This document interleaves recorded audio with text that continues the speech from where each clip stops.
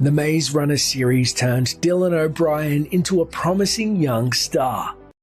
However, the final film in the series stalled his meteoric rise to the top. Here's why Dylan O'Brien hasn't been the same since Maze Runner: The Death Cure. Dylan O'Brien got his start on MTV's Teen Wolf. He played fan favorite Stiles Stilinski, best friend to Teen Wolf Scott McCall, and served as a source of comic relief. As the show evolved, Stiles became more serious and emotional, and O'Brien was able to show skill at horror, drama, and romance alongside Stiles' usually goofy antics. Like all good things, Teen Wolf came to an end in 2017, but O'Brien was already on to bigger and better things. Young, talented, and easy on the eyes, O'Brien was a prime candidate for the growing demand for heartthrob actors to star in young adult novel-inspired movies. In 2013, he was cast as the lead in Maze Runner, effectively propelling him into big screen stardom. First released in 2014, the Maze Runner film series followed the trend found in dystopian young adult novels. The story is set in a post-apocalyptic society where the world is controlled by an all-powerful organization that the plucky main character and his band of unlikely friends must fight against. Sound familiar? I volunteer as tribute! I believe we have a volunteer. Both movies were adrenaline-filled sci-fi romps that made back their budget threefold upon release. But what about the third and final film, Maze Runner: The Death Cure, you ask? Well, that's where things got complicated for Dylan O'Brien. Acting can be dangerous, especially when an actor does their own stunts. The cast and crew on the set of Maze Runner: The Death Cure found that out the hard way, when a stunt involving series lead Dylan O'Brien went terribly wrong. In March 2016, on a set in Vancouver, Canada, O'Brien was reportedly struck by a vehicle on set. Details are few and accounts are inconsistent, but what we do know is that filming was halted.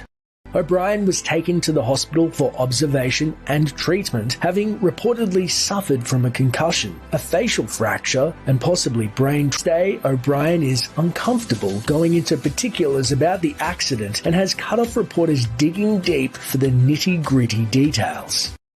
It wasn't easy, you know. It was horrible. It was a very scary thing. At first, filming for The Death Cure was scheduled to resume in May, just a few months after O'Brien's accident. Unfortunately, May came and went, and O'Brien was still recovering. Fans and media alike were unsure of the extent of his injuries as he quietly healed, far away from social media and paparazzi. Filming was ultimately delayed indefinitely. Without O'Brien, there wasn't much that production was able to shoot. At the same time, O'Brien had been cast as the lead for American Assassin, an action thriller based on a Vince Flynn novel of the same name. Projects were starting to pile up and the pressure was on O'Brien. We don't know a lot about how O'Brien's injuries affected him physically, and O'Brien likes it that way. He told Vulture, "There's really been one or two people who have tried to dig and find out what happened, and I cut it off, and I'm comfortable with where I draw the line." For O'Brien, the recovery process was overwhelming and took a lot longer than the optimistic few weeks that Maze Runner director Wes Ball had previously reported.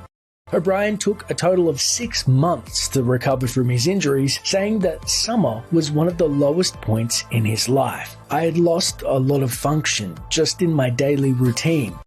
I wasn't even at a point where I felt like I could handle social situations, let alone showing up and being responsible for work every day. Long hours on set, delivering a performance and carrying a movie, it just makes your palms sweat," he told Collider. I mean, I was still in a hospital at that point, so there's no way that I was like, yeah, I'll do that movie.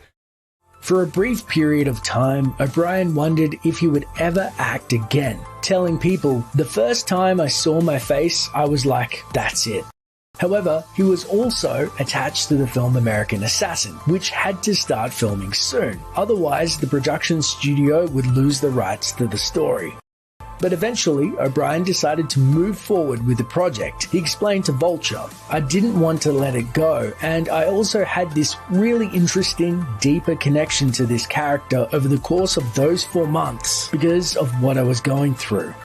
Like his character, Mitch Rapp, O'Brien went through intensive training for 2 months following the accident that made him question everything.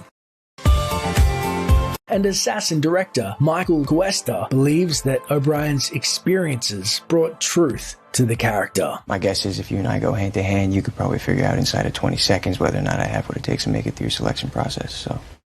Talking with Cinema Blend, O'Brien explained that going back to Maze Runner was an incredibly tough decision. He explained, "I wasn't sure what was going to happen. I wasn't sure how I felt about it, to be honest, for a really long time." Of course, after finishing American Assassin, he felt more confident in his abilities. He said to Vulture, "I knew it was going to be really hard, harder than Assassin probably, but I thought if I got through that, I can get through this, and I think I'll come out of the other side being really happy that I did it." And I did. A year after his accident, filming resumed on the set of Maze Runner: The Death Cure, this time in Cape Town, South Africa. Death Cure wrapped up the story of Thomas, giving fans and O'Brien closure. But what about that stunt gone wrong? In the end, O'Brien insisted that the shot, the one where he was injured, be left in the film. In an interview with USA Today, O'Brien said, "My response was like, I need you to leave the scene in a way. I would be more heartbroken than if it just went to waste." Beyond Teen Wolf and The Maze Runner, O'Brien voiced Bumblebee in the Bumblebee Transformers film. Plus, he's back on set with productions like YouTube Red's Weird City and upcoming projects like The Education of Frederick Fitzel and Monster Problems. O'Brien is also back to doing stunts on the Australian set of Monster Problems. The film is set to release in 2021, and it's sure to feature the kind of excellent, adrenaline-driven performance we've come to expect from Dylan O'Brien, back on his feet at last.